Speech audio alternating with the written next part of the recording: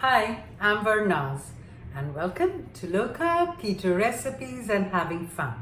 Today I have the recipe for you for a chocolate chip cookie. Yes, but this chocolate chip cookie does the actual thing, which it makes the sound of a crunch.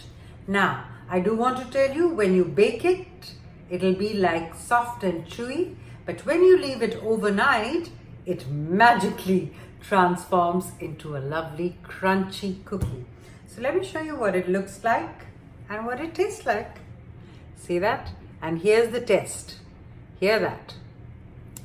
Boom! So we're standing in my kitchen.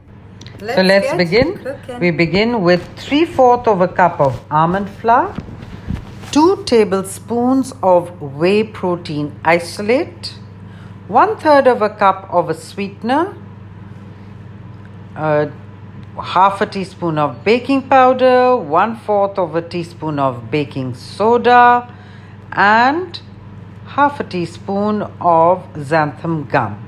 Now I'm adding 2 tablespoons of MCT oil. You can also use coconut oil, and 2 teaspoons of vanilla extract.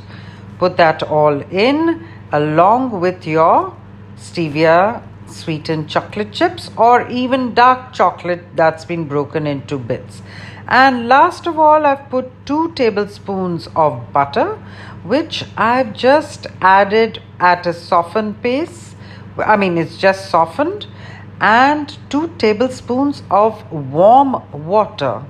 And you bring this all into a beautiful dough. You'll see how easy it happens.